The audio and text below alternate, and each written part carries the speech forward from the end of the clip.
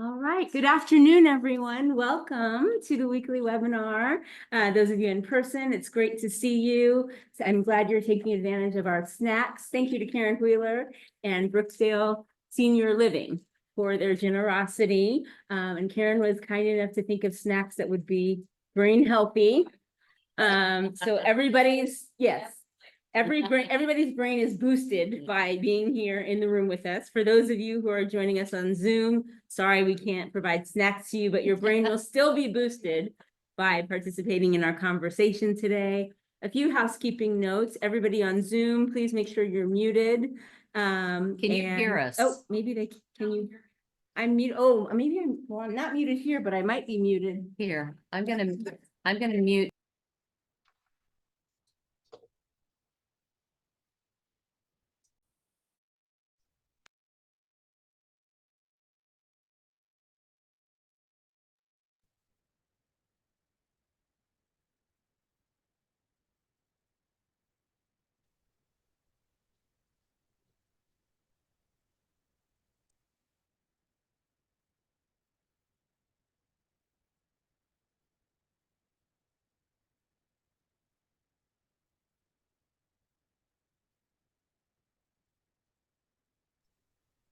You were unmuted. Now that you push the button to, so we can hear you, you shut yourself off. We can't hear anything you're saying. I can't. Okay. Now, How about now? now. Yep, all is well now. All is well. Very good. Okay, so now I have to remember everything I said, all my good jokes and everything. Welcome to the people in the room. You heard this already, but thank you for being here. Thank you for getting the snacks. Thank you, Karen from Brookdale Senior Living, for providing brain healthy snacks. To all the Zoom people, you can have your own snacks at home, and you will get a brain boost for being with us and hearing our presenter today. Housekeeping notes. Now that we're all correctly muted or not, those of you who are not me and Sonia, please mute yourselves so we won't have any background noise. You are welcome to enable the closed captioning so that if you need that, it will appear on your screen. Let's see, use the chat feature if you have questions or comments, and my colleague, Dr. Tina Lewandowski, will take note of those. And we will have time after the presentation for questions and comments. Those of you in the room, you don't have to chat, you can just raise your hand, speak up. We are recording, so this video will be available for the future. And we will have that up on our YouTube channel as soon as possible. For those of you in the room, restroom for the gentlemen is this way out the door. For the ladies, that way out the door. Feel free to take advantage of that as you need to. We've got some information over on the table here if you need to join our My Alliance newsletter program. And if you're interested in our caregiver app, I'll say more about that maybe later. And before we're done, I'll also show a slide of a survey that we're asking spouses of caregivers to complete, but we'll come back to that. We want to get to the good part now.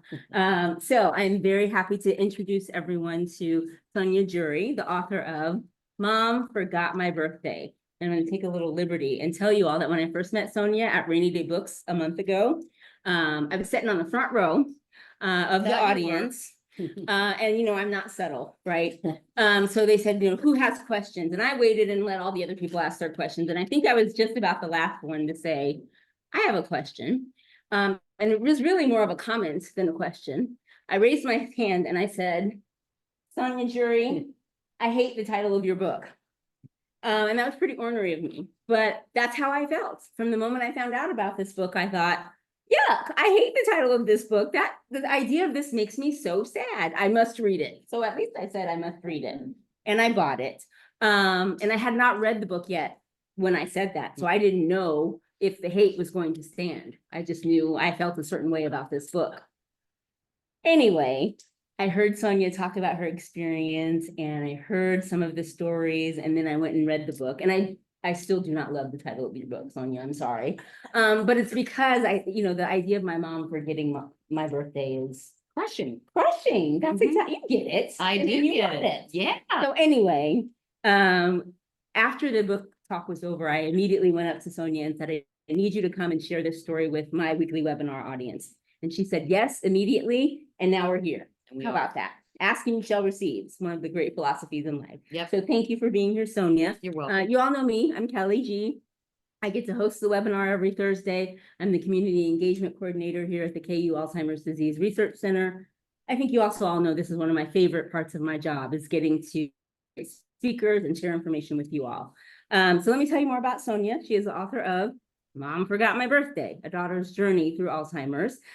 Besides being an author and writing this book and being a very creative title creator, Sonia is an entrepreneur. Her business is called Business Sherpa, and she uses an entrepreneurial operating system to help other entrepreneurs get what they want from their businesses and take it to new heights. So very enterprising you are, Sonia. In her book, which is what we're all here for, Sonia shares her journey with her mother, whose name is Dean, and you'll hear more about Dean in our time together.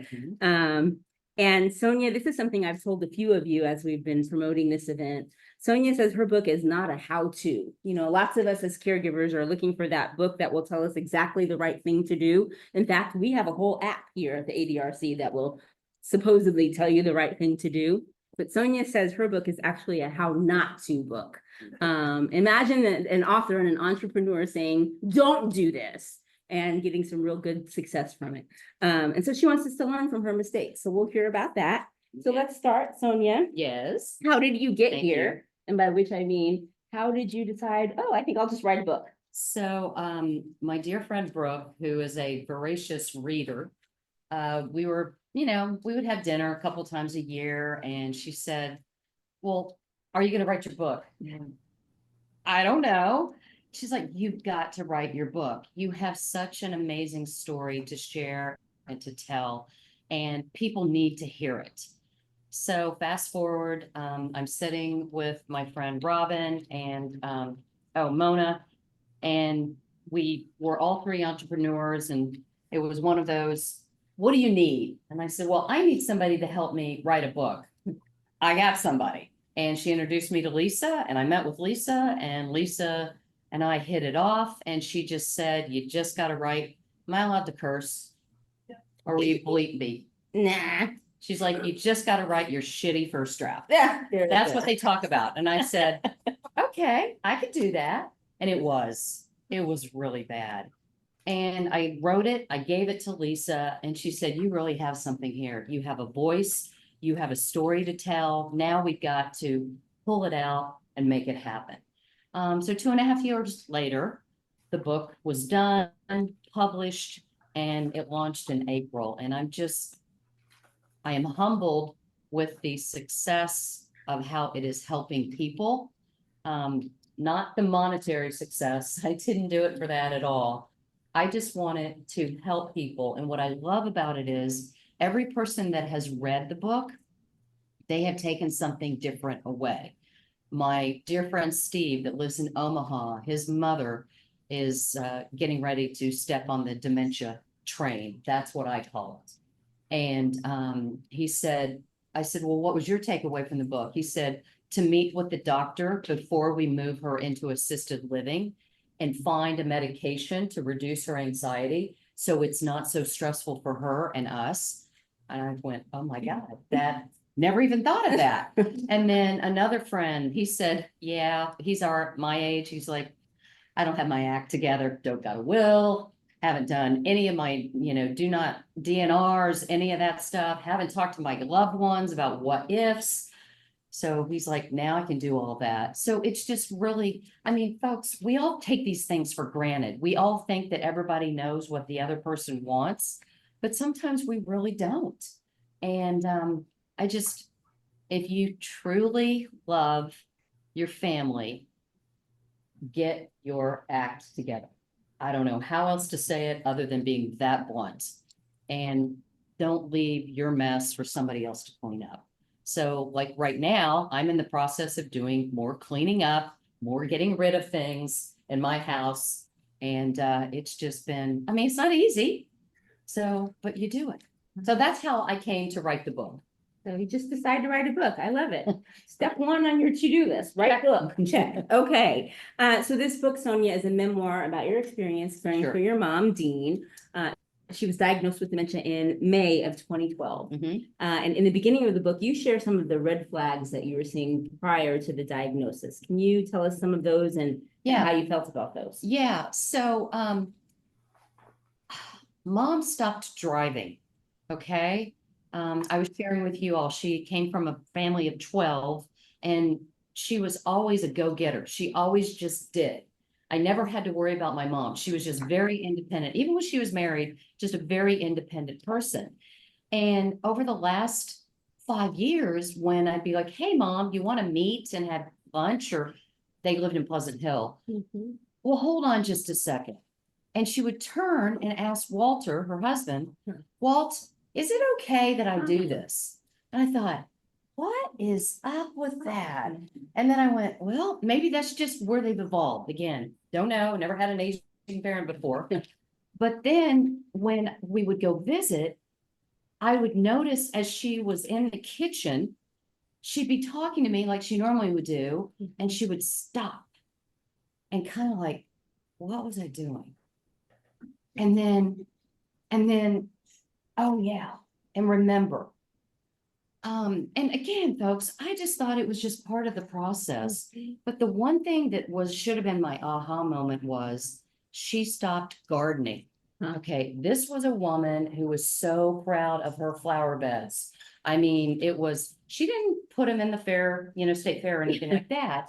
But I mean, she loved to create her flower beds and garden and pull the weeds. And she just stopped. And I never even thought about those things. So it's just hindsight is 2020, right? And it's just something that was like my aha moment as I was writing the book. Yeah, so lots of times we think about dementia or early stage Alzheimer's about memory loss, about forgetting. But it sounds like with you and your mom and maybe some of you all, the thing that you noticed was a change. She wasn't doing her usual thing. Behavioral Yeah, change. so not just forgetfulness. Yeah, and that's what I didn't realize. And then there was another thing that they did. Both she and her husband, Walt, not my father, got into a habit of little baby Post-it notes everywhere.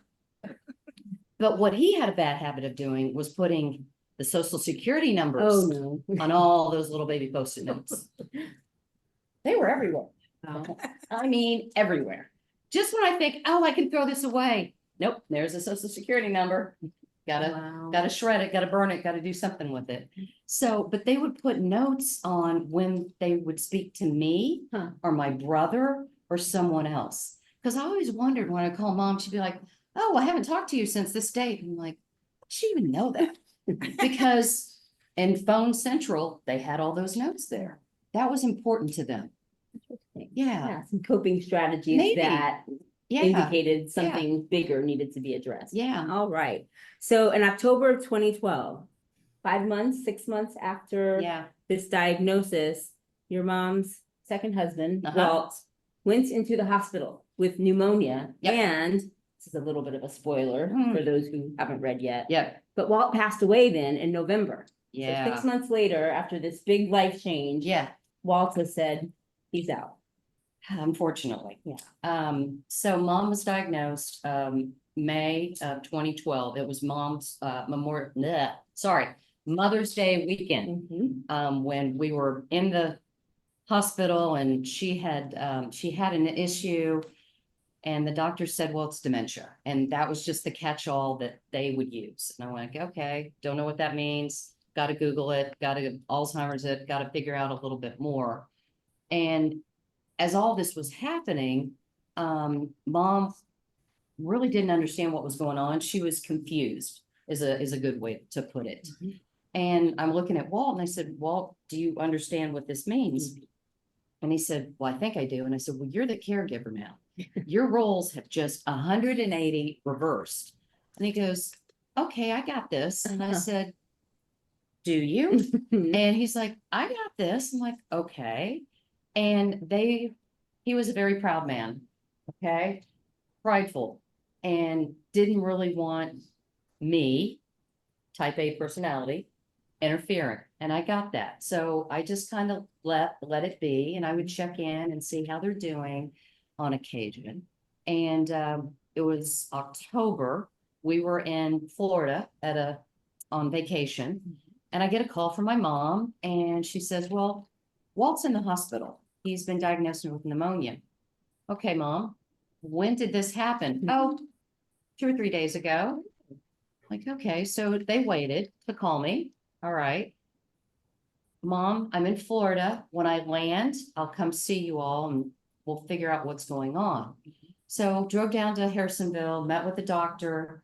Again, I didn't ask the questions that I should have. I should have just looked at said doctor and say, just be blunt with me. Don't sugarcoat anything. Just tell me what's going on. Don't talk in generalities or analogies. Just tell me what's going on.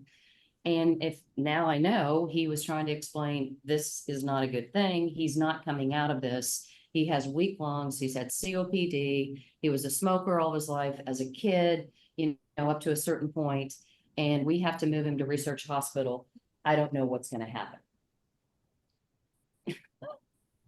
Okay, so sure enough, it's a Friday or Thursday or Friday. I don't know. They move Walt to research. They roll him into ICU. They plug him in and everything. Mom's with me.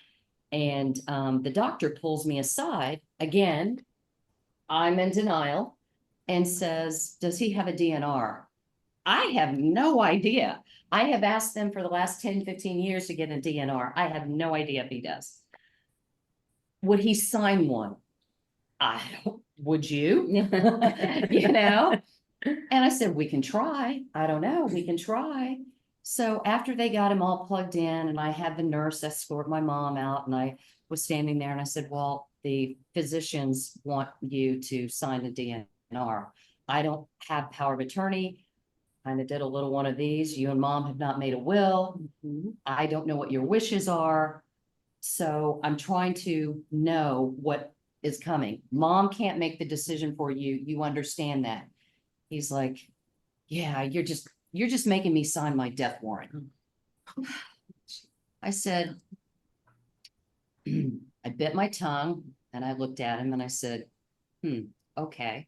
So I walked out of the room. As I walked out of the room, my mom is standing over, if any of you have been in the ICU at research, she's over by a column.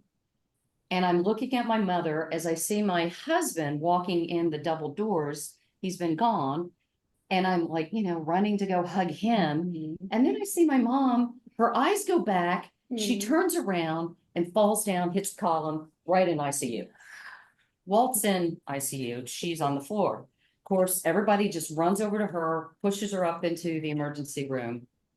So I go back. I'm like, hey, Walt, Mom just passed out again. Don't know what's going on. I'm going to the ER. I'll be back. So she, again, her sodium level had dropped. They think it was due to one of her pills that she had been on.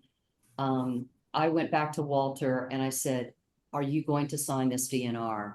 And he's like, no, I'm not. I said, well, I don't know what's going to happen, but the doctors are kind of hinting that something is going to happen. I need to know, do you want to be intubated? Do you want to be put on a tube?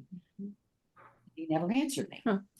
So I walked out of there and he said, don't be so hard on me. And again, you'll read it in the book, but it was all I could do not to lose it. I was so upset that they had put all of us in this situation. It's so helpless because you don't know what to do.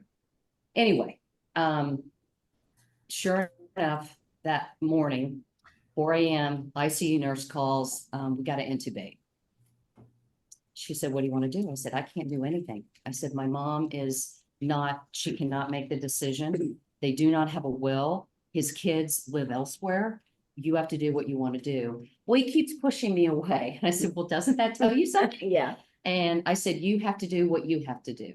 So Walt went on a ventilator.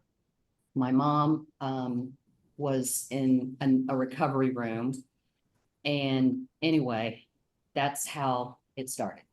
That's how it started and it continued. And then it didn't continued. just stop, right? No. So after Walt made his transition, then Sonia, congratulations, you are now the main caregiver. Yeah. Tell us about that. And in the context of your book, you've got 31 lessons about what to not do. Right. Tell us some more about those things too. So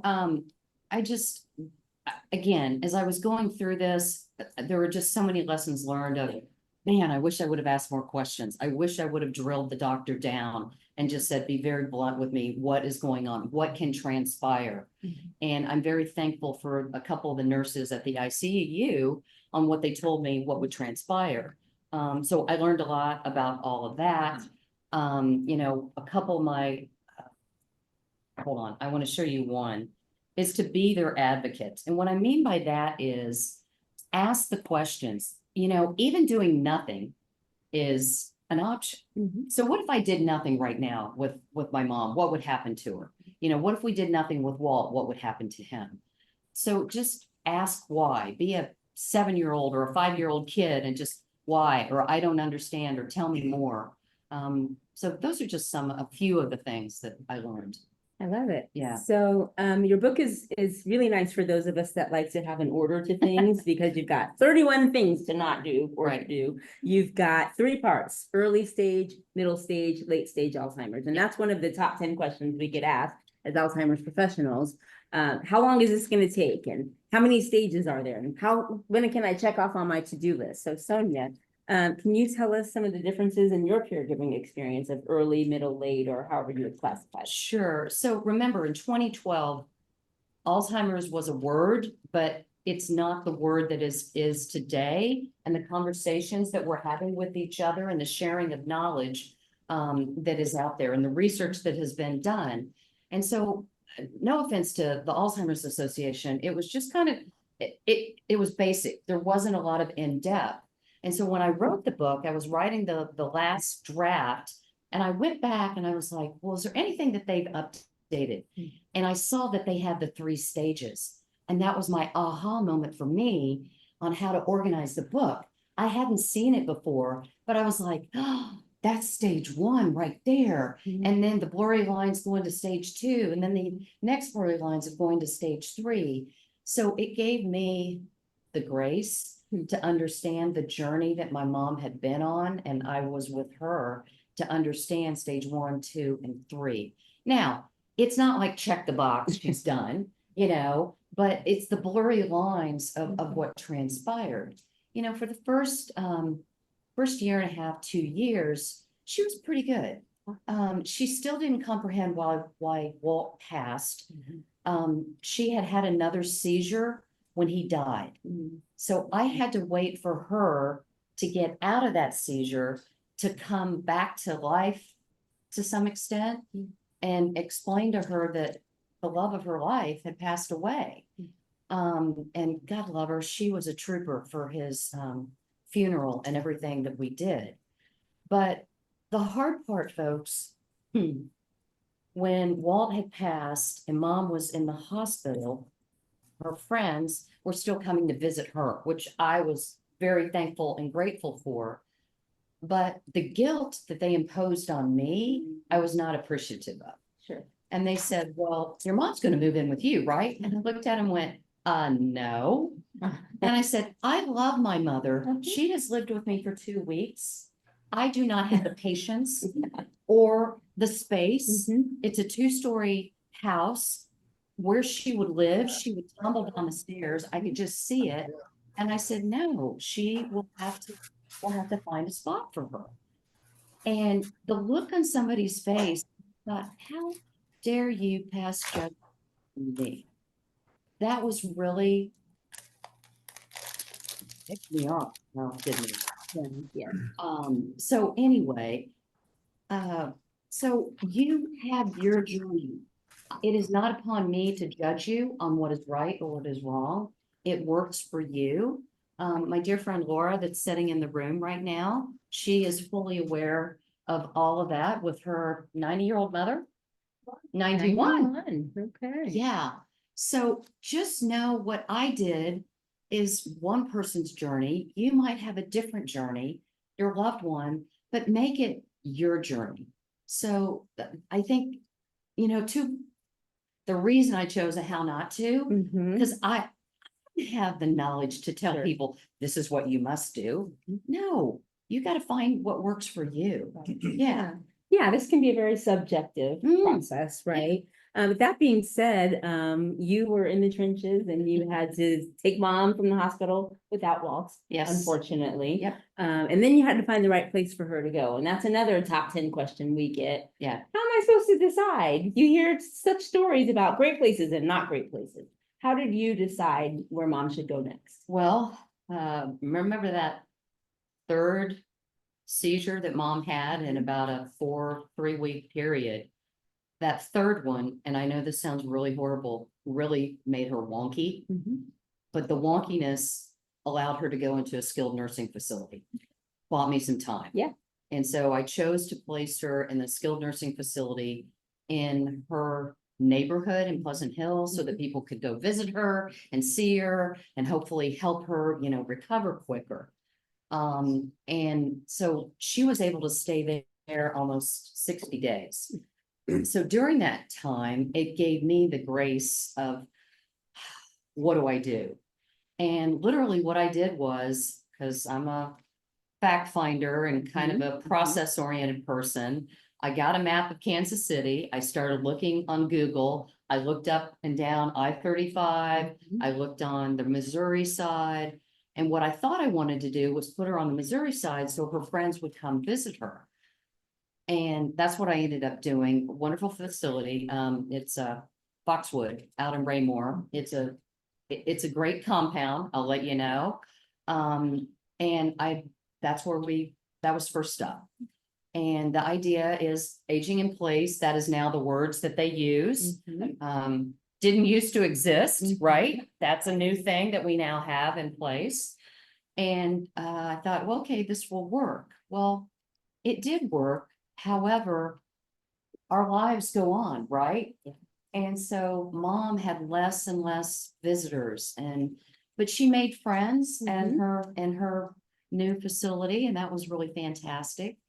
But she started down the second phase where agitation started to happen. She had a really bad habit of at the dinner table with the 3 other women of just reaching over and taking something off of somebody's plate. That's terrible. She didn't know she was doing anything Right. wrong, but the other person didn't like it, Right. and then mom being the sweetest, she hit somebody. Oh, no. And when that starts happening, that's a whoop, warning sign. Okay, maybe it's time to move to another level.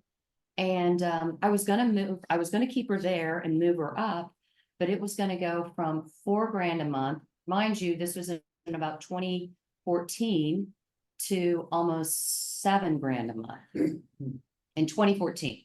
Wow. And I'm like, I only have so much money. I can't do this. So that's when I started looking, and that's when I took the map and I started in one end of I-35. I said, I'm moving her to the Kansas side. And I just went from place to place to place. And I have to tell you, the facilities that I visited, there was one lady and she pulled me aside and said, what are you looking for? And I told her, and she went and got a pamphlet and sat down with me and said, I would go to here, here, and here. Okay. And so that's what I did. And the one place that I really wanted to get her into, they didn't have any beds. I think people don't realize that's going to be a new thing for us as we age. The beds just aren't there. So what does that mean? Well, we have to that means somebody has to pass away for a bed to be freed up. And that's really, It's hard. it's Yeah. hard. So ended up finding her a place. It was really great. That worked for about another year. And then she started progressing more into phase 2, more agitation, more disorienting, just needing a lot more help. And then, yeah. Sonia, I've heard you talk today and in the book about wanting your mom's friends to be able to visit with her and leaning on your community, on your village. And one of the things you did was to set up a Caring Bridge website. Yes. Tell us about why that was helpful for you. And silly me, I should have done it sooner. Because it was just really easy to let people know. It's a simple way of, hey, I visited mom today. Here's how she's doing. Here's a photo of her. Because people do care. Oh, sure. And they want to know. And so that was fun. And mom, so all of her high school friends and stuff, she was born in Kentucky and they were really very close and they wanted to know what was going on. And so if you haven't set up a Caring Bridge website for your loved one and yourself, do it. It makes it a lot easier. And the ease is really on you because you're not having to repeat the same story over and over again.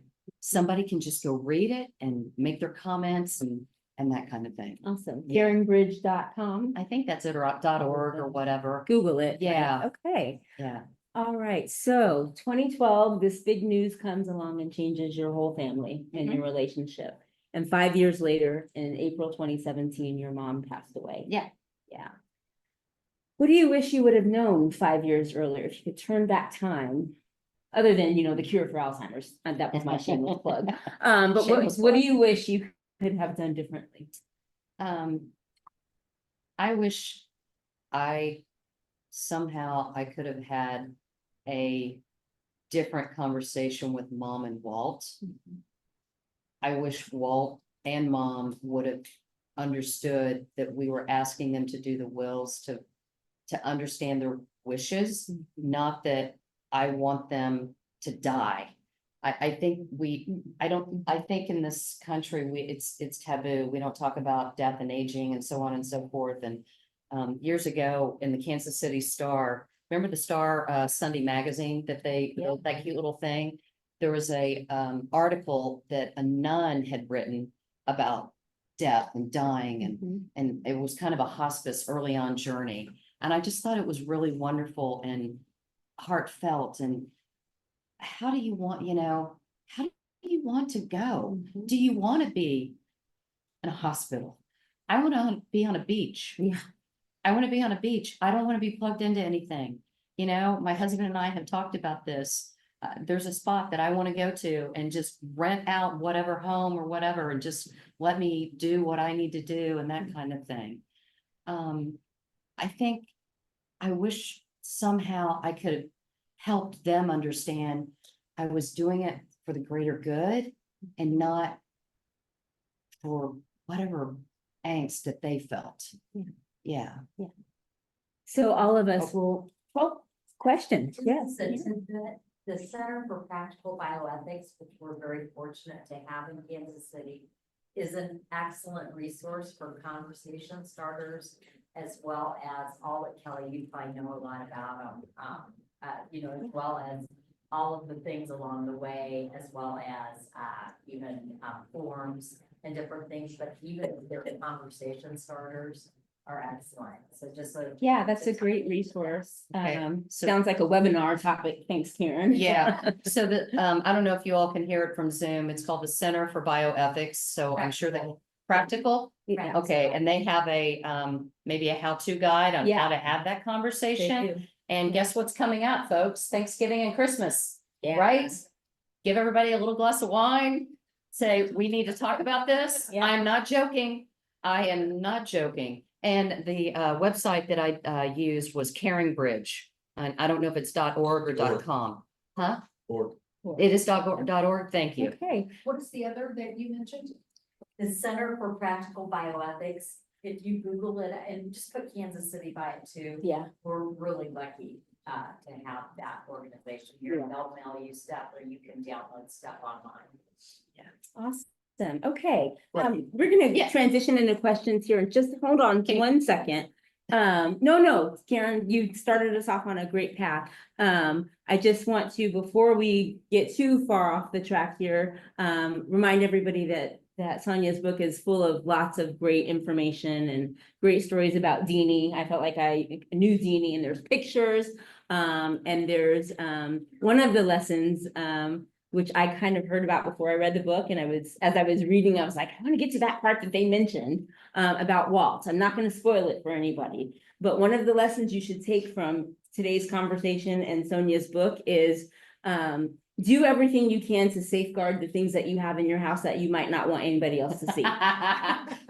I'm gonna leave it at that. We'll leave it at that. And when you get to that part in the book, you'll say, oh, okay. And that's just a little crumb for you. There's Yeah. a lot of joy in your book, even alongside some Thank you. tough stuff, Sonia. They're really, I mean, I laughed with you, not at you. No, and that's what I want, Yeah. because we have to laugh and Yeah. we still have to put our oxygen mask on first. For Absolutely. any of you that are caregivers, ask for respite help. Ask somebody to come in and sit with your parent or whatever, somebody to come in and do the laundry, you know? It does make a difference. So Very good. All right, let's open it up for questions. Your beach house. my beach house. Yes. Yes. There. And I mean, and I say that because my father was, I've done this with my father, my father-in-law, my mother-in-law, and now my spouse. My father was assisted living, Okay. kicked out. Yep. Assisted living, kicked out. Oh. Alzheimer unit, dementia unit, got sick, Mm. nursing home for 5 years. Mm. I mean, it was, and they said, you know, he's gonna die in the next few weeks. He was in the nursing home for 5 years. To say, okay, now we're gonna go to this stage here. Yeah. Who's gonna take care of you for those 8 years with no help? I totally understand that. My plan, it's probably not gonna work, right? But my thought is, there's gonna come a point where I say, husband, no more. I'm ready to let nature take its course. And that's ultimately what we had to do with my mom. But Yes. what's nature taking its course if you're still quasi healthy? But I may not be. I mean, I'm not gonna leave her on the street corner. No, I get that. I don't know. I mean, it costs, like you said, hundreds of thousands of dollars. It does. I know if I were in my mom's shoes and she fell, this is what happened. She fell and broke a part of her hip that could not be fixed. Right. She was going to be either in a bed or a wheelchair. She had already stopped eating. This was a 165-pound woman and she was already at 120 pounds. She didn't want to eat. Her body had already said, I'm shutting down. If I were in that position, I would want my husband to pick me up, put me in the car and drive me to the beach. That's the easy stage. Yeah, I get that. What about the 5 years before that? I don't know. That's what I'm saying. I don't know. I mean, I don't you know, have a crystal ball. You know, my dad, you know, it just was one thing and him and he had Yeah. he had Benchmark disease, which is a bit more. Mhm. Okay. And so his was kind of tied to little strokes. Yeah. We would lose some things.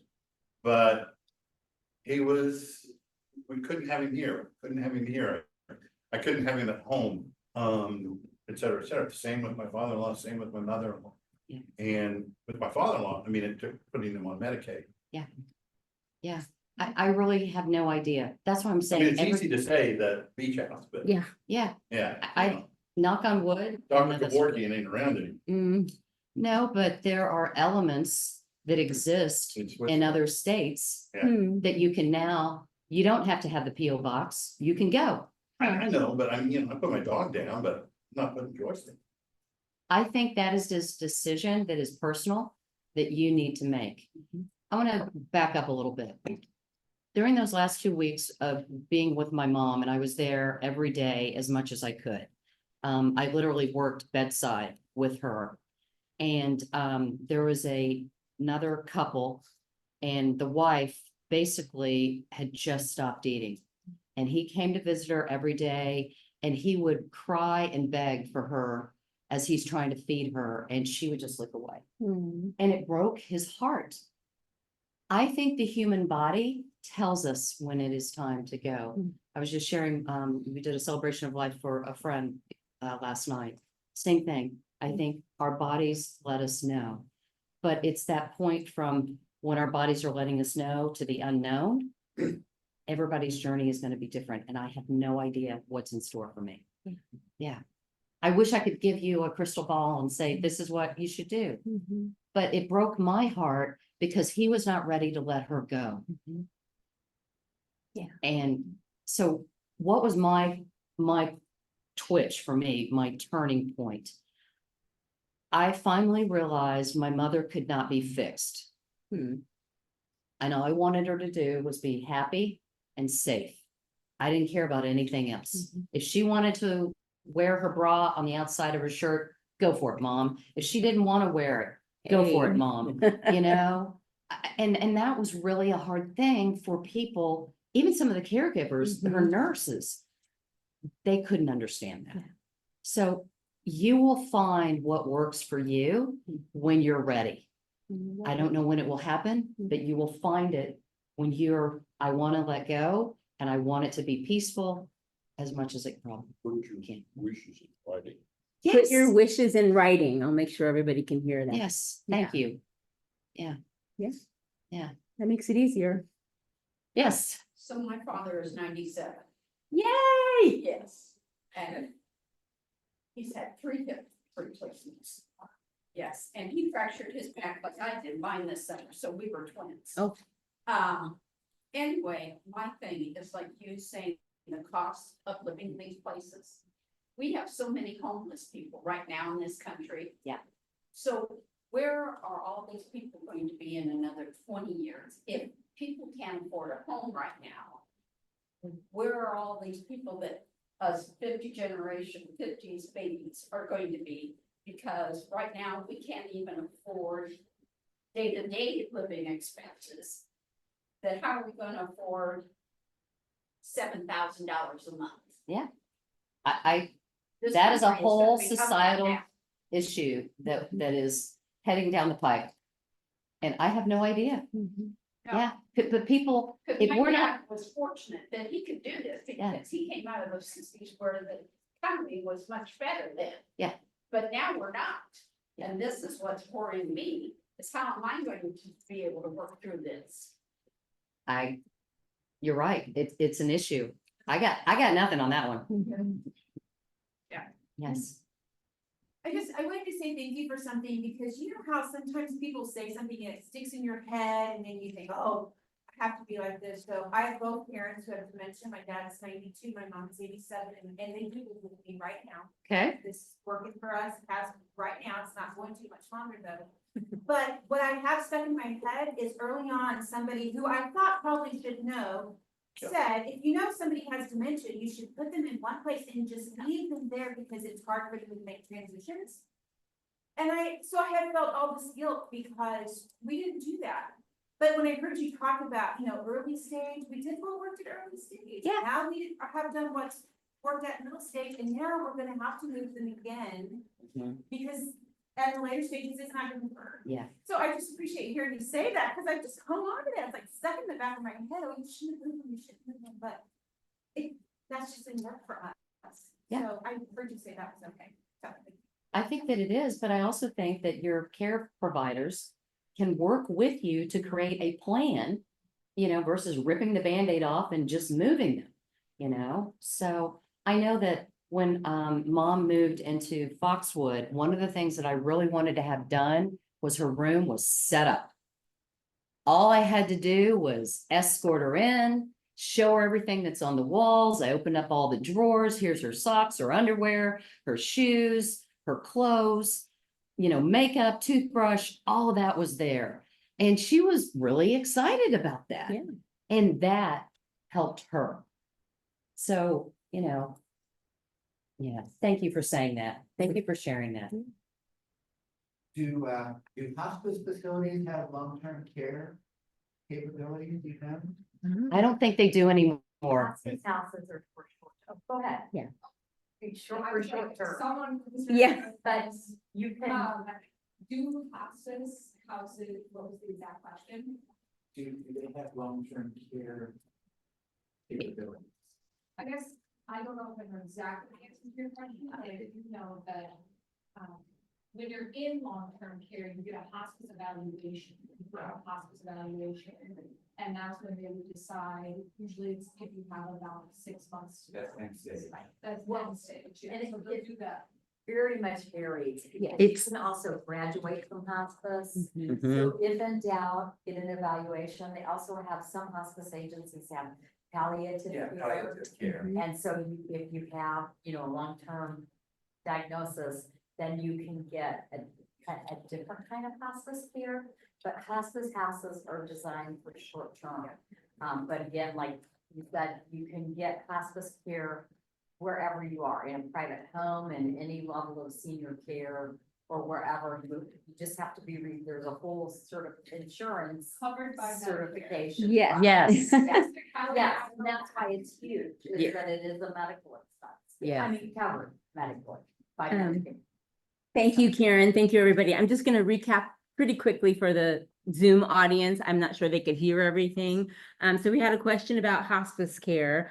We had some wonderful weighing in from Karen and from our CCN team. I just want to add to what you said so the Zoom folks can know.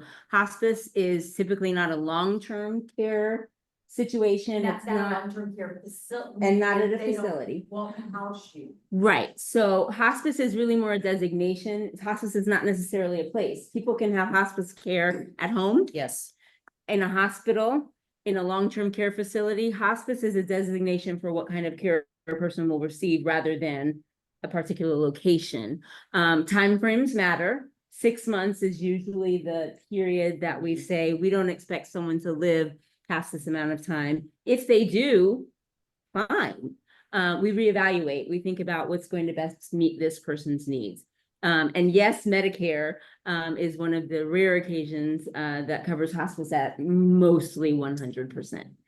So we could probably talk about that for the rest of our day together. Right. But I want to go to Bridget has a question.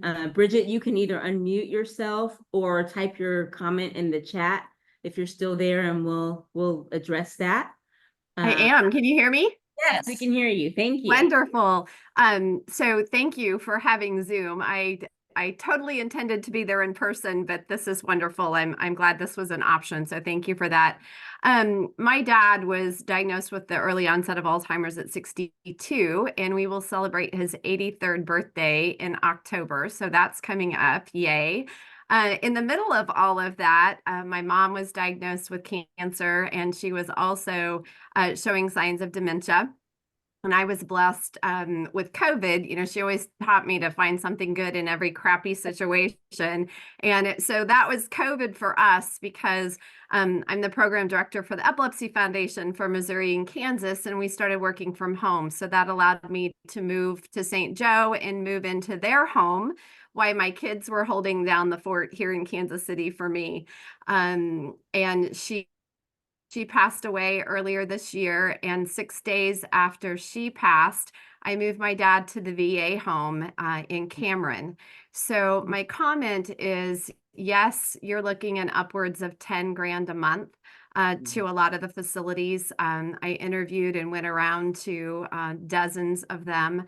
The VA was an option for us because my dad was in the service. It is a fraction of the cost. I go each night because you just have to kind of keep in touch and make sure that you're everything's rolling as it should be, because there's a lot of people in and out, and he needs assistance with eating and that sort of thing. And I truly feel that it's probably more of a blessing to me to go each evening and assist him and some of the other vets than I am a blessing to them.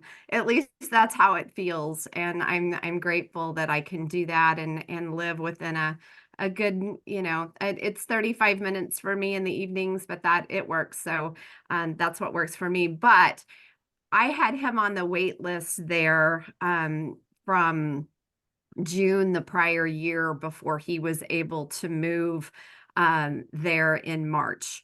So it was quite a little bit of wait. And when you said get your act together, that meant finding all of his military paperwork, and when that was stuff that I didn't know where it was, and when I would ask mom or dad, neither one of them could remember. I searched high and low through files. Thankfully, they did have all their trust and will, and I was that person designated, so that part of it has been easy, as not having to jump through all those hoops to get it. But after the fact, there's still a whole lot to do. even when you do have all of that stuff together. So if any of you guys out there are veterans and that might be an option for you, look into that now, because the wait list can be lengthy. And he's in Cameron, Missouri. I know there's one on the south end too, and some other locations in Missouri. So maybe that would be a good option for your loved one. Bridget, thank you for that. I love that. I want to do a little plug for my friend Dawn that's sitting over here for those in the room, if she would just kind of wave her hand. So Dawn and I met, and she and four others, they have what is called the Aging Parent Answer Team. And the reason I'm sharing that, I love this. This is a volunteer thing that you all do. So Dawn is insurance. Her friend Kirsten is with law. Her friend Terry is with real estate. Brandy is with home health and hospice. And then Peggy is with Resettle Me, all the stuff. What do I do with it? And they have a Facebook page, Aging Parent Answer Team. I didn't even know you didn't exist when I needed you. Only been around 8 years. Only 8 years.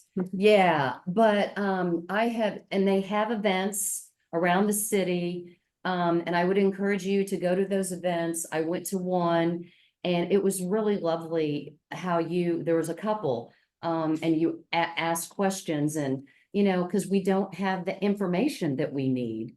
And because they have law and insurance and hospice and so on and so forth, it's kind of like one-stop shopping to some extent regarding that. So Aging Parent Answer Team. All right. Yes, question in the room. Along those lines, if you have your act together mostly, and you have an estate or your will and all the durable power of attorney and all that,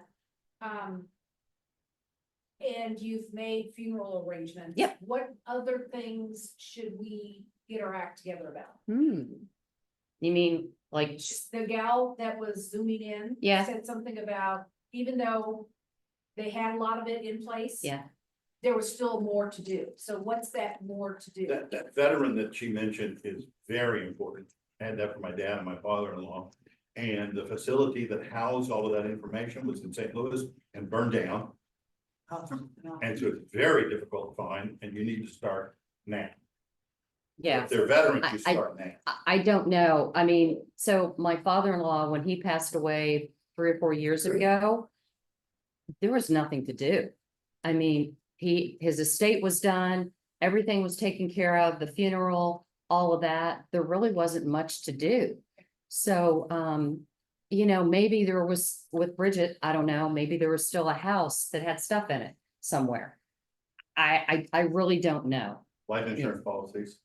Yeah. Track those down. Yeah. You'll find them in the state Yeah. later. Get at least 12 to 15 death certificates. You'll need those. They're like candy. You have to pass them out to everybody. So I really, Yes. I don't know more than that. Okay, yeah, You're a caregiver of a veteran, make sure you know where their DD 214 is. yep, You have to have that. That will help you with getting military honors for their funeral. Money every month. They'll give you a check, the military will give you a check about too. Yeah, I mean, that'll help you qualify for a VA home. And I didn't know anything about that, and my dad passed away, and I happened to find it. I think you can get it online now if you do a search with the federal government, but I think it takes a while. But anyway, I ended up finding my dad's in some paperwork. Yeah. It wasn't like saved anywhere. It was just, I just happened to have it. oh, yeah, And he was also discharged twice, and I only found the one discharge paper. So anyway, yeah, so make sure you just kind of know some of that military history. that's great. Thank you for that.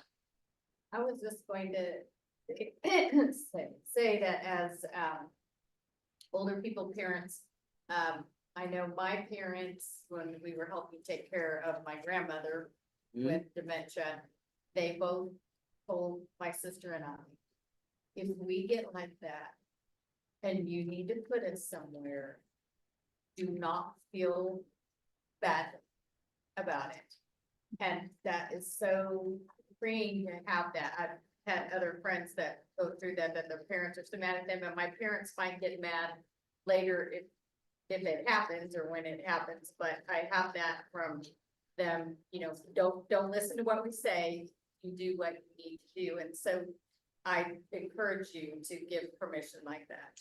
And my mom gave me permission for that. She said, I never want to be a burden for you. And I was very grateful, and I knew she meant it. Yeah, I'm sorry. They have that in writing. Oh, right. Yeah. Notarized.